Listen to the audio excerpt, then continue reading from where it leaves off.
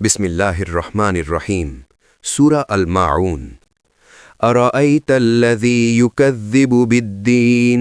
আপনি কি দেখেছেন তাকে যে বিচার দিবসকে অস্বীকার করে ফাযালিকাল্লাযী ইয়াদউল ইয়াতীম সে তো সেই ব্যক্তি যে এতিমকে গলা ধাক্কা দেয় অর্থাৎ নিষ্ঠুরভাবে তাড়িয়ে দেয়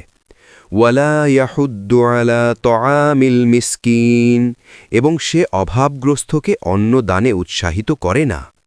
ফাওয়াইলুল লিল মুসাল্লিন অতঃপর দুর্ভোগ সেই নামাজীদের জন্য আল্লাযীনা হুম আন সলাতিহিম সাহুন যারা তাদের নামাজ সম্পর্কে উদাসীন আল্লাযীনা হুম ইউরাউন যারা লোক দেখানোর জন্য তা করে ওয়ায়ামনাউনাল মাউন এবং যারা গৃহস্থালির নিত্য প্রয়োজনীয় ছোটখাটো সাহায্য দানে বিরত থাকে শানে নুজুল বা নাজিলের পটভূমি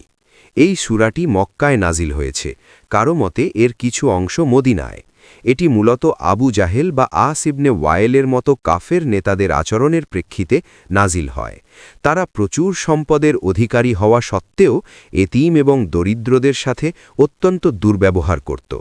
তারা পরকাল এবং বিচার দিনে বিশ্বাস করত না বলেই তাদের অন্তরে মানুষের প্রতি দয়া ছিল না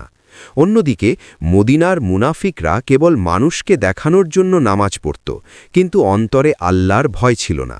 তাদের এই চারিত্রিক ত্রুটিগুলো তুলে ধরতেই আল্লাহ এই সূরাটি অবতীর্ণ করেন একটি শিক্ষণীয় ঘটনা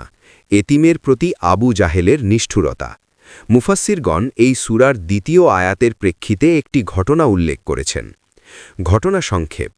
আবু জাহেল ছিল একজন এতিম শিশুর অভিভাবক শিশুটির বাবার রেখে যাওয়া সমস্ত সম্পদ আবু জাহেল কুক্ষিগত করে রেখেছিল একদিন শিশুটি ক্ষুধায় কাতর হয়ে এবং তার পরনের কাপড় ছিঁড়ে যাওয়ায় আবু জাহেলের কাছে গিয়ে নিজের সম্পদ থেকে কিছু সাহায্য চাইল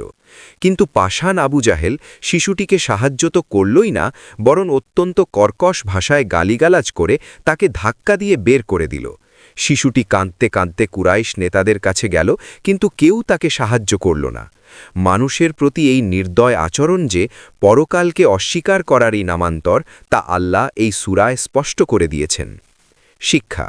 এই সূরাটি আমাদের শেখায় যে ইবাদত কবুল হবার জন্য কেবল নামাজ পড়াই যথেষ্ট নয় বরং এতিম এবং দুস্থদের প্রতি সহমর্মিতা থাকাও ঈমানের অবিচ্ছেদ্য অংশ যারা নামাজ পড়ে কিন্তু মানুষের প্রয়োজনে সামান্যতম সাহায্য যেমন নুন চিনি বা গৃহস্থালির জিনিস দানে কার্পণ্য করে তাদের নামাজ আল্লাহর কাছে গ্রহণযোগ্য নয়